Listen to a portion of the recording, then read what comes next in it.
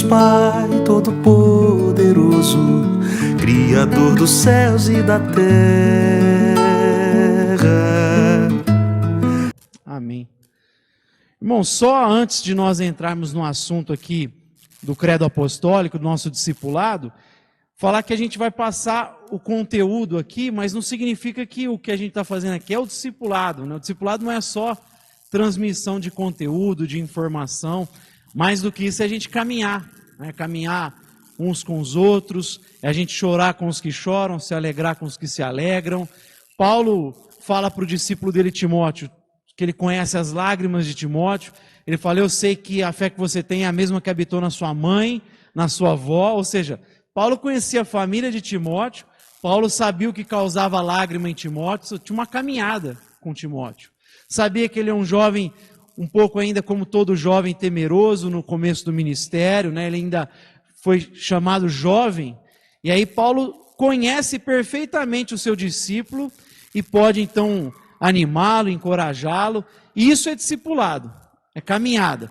Como a gente está fazendo com um grupo maior de pessoas, ele vai ter mais esse perfil de estudo, mas a nossa ideia é sair daqui e a gente ter esse discipulado, pelo menos um com um, ou a gente ter um grupo menor, 2, 3 pessoas, você discipular de repente uma família, você e sua esposa discipulando uma família, porque o intuito é passar essa mensagem, o conteúdo, mas a gente também ter esse relacionamento mais próximo, né, que é a essência do discipulado. Senão acabava em 8 semanas o discipulado, em 4 semanas. E o discipulado é uma caminhada a fim de que a gente venha refletir o caráter de Cristo. Paulo fala que ele sofria pelos Gálatas como dores de parto a fim de que Cristo fosse formado neles. Então o discipulado é esse processo que a gente trabalha para ver Cristo um na vida do outro. Então é uma caminhada longa, né? Que a gente é muito ruim e precisa caminhar muito, permitir muito que o Espírito trabalhe em nós para que isso aconteça. Então só para uma palavra introdutória para a gente saber que isso aqui é mais no sentido de transmitir esse conteúdo para facilitar para os irmãos que estão aqui, para os irmãos que vão poder acompanhar isso em vídeo depois. É só uma ferramenta a mais aí para auxiliar os irmãos. Amém?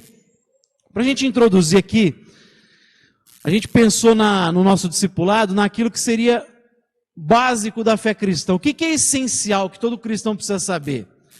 A Igreja Manifesto, de onde o Fernando veio, o Ari fala que eles têm uma ideia assim: se eu estivesse numa ilha deserta, né, o que eu precisava saber em relação ao cristianismo para viver ali? Então, qual que é o básico da fé?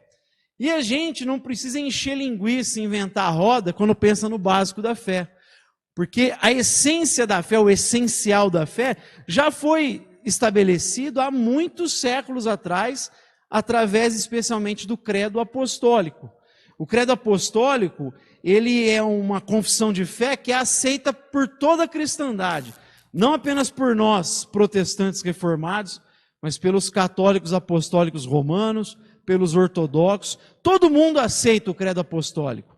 Isso aqui é o básico, o essencial da fé. Evidentemente que nós, enquanto reformados, a gente em alguns tópicos do credo apostólico, vamos enfatizar aquilo que nos diferencia enquanto protestantes reformados, né? Especialmente no aspecto da doutrina da salvação, como também da igreja.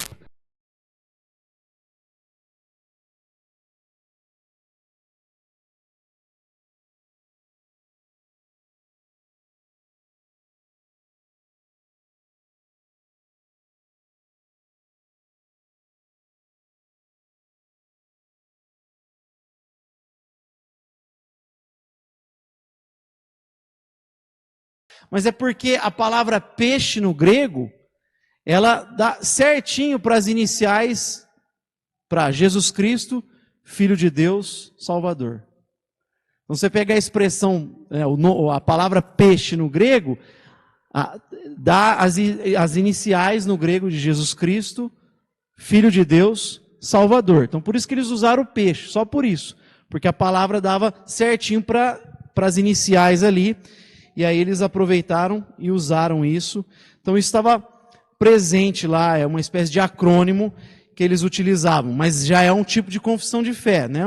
Já é um tipo de maneira de nós resumirmos a nossa fé. isso aí faz parte da nossa vida. Se alguém te perguntar, por que você é cristão?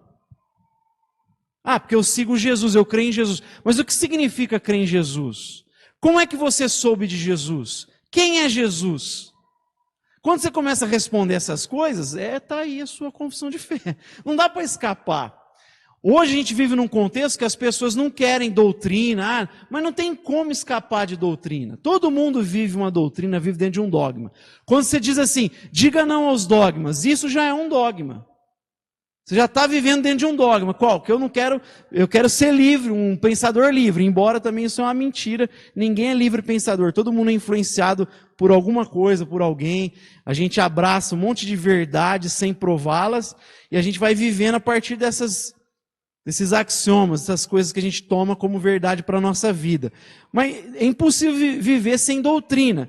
E quando a gente fala, sou cristão, a gente precisa responder para as pessoas por que você é cristão, no que você crê, o que significa seguir Jesus, quem é Jesus, quem transmitiu sobre Jesus, como que você soube. Quando a gente começa a responder essas questões, a gente entra nesse aspecto aí do credo. Então a gente pegou o credo apostólico, como a gente falou, é atribuído para os 12, mas os estudiosos acreditam que ele se desenvolveu a partir de pequenas confissões batismais empregadas na igreja dos primeiros séculos, algumas que eu citei do Novo Testamento, né? Os seus artigos sejam de origem bem antiga, ele teve aí alcançou a sua forma definitiva por volta do 6º século, né? A gente teve várias partes desse credo, mas ele foi se desenvolvendo e encontrou aí a sua forma definitiva no 6º século apenas, né? Empregado na liturgia oficial da Igreja Ocidental. Então eu não vou ler os antigos, eu vou já pular para o credo apostólico mesmo, a versão que a gente usa. Crê em Deus Pai, Todo-Poderoso, Criador do céu e da terra. Crê em Jesus Cristo, seu único Filho, nosso Senhor, o qual foi concebido por obra do Espírito Santo, nasceu da Virgem Maria, padeceu sob o poder de Pôncio Pilatos, foi crucificado, morto e sepultado, ressurgiu dos mortos ao 3º dia, subiu ao céu, está assentado à direita de Deus Pai Todo-Poderoso, donde há de vir para julgar os vivos e os mortos. Creio no Espírito Santo, na Santa Igreja Universal, ou na Santa Igreja Católica, na comunhão dos santos, na remissão dos pecados, na ressurreição do corpo, na vida eterna. Amém. É só uma informação, o credo apostólico, assim como os 10 mandamentos e a oração dominical, o Pai Nosso, ele foi anexado na Assembleia de Westminster, né, ao catecismo. Não porque eles acreditavam que o credo está em pé de igualdade com a Escritura, mas porque é um documento fiel à palavra de Deus, ele pega as verdades principais, então eles usavam isso até para catequizar os irmãos. Então é um documento muito antigo que a igreja usa, e se a gente quer resumir a fé cristã, cada aspecto do credo, e a gente vai aí refletir nas próximas 4 semanas, a gente vai fazer 2 estudos por quarta, para a gente acelerar isso, e a gente vai pegar parte por parte do credo apostólico.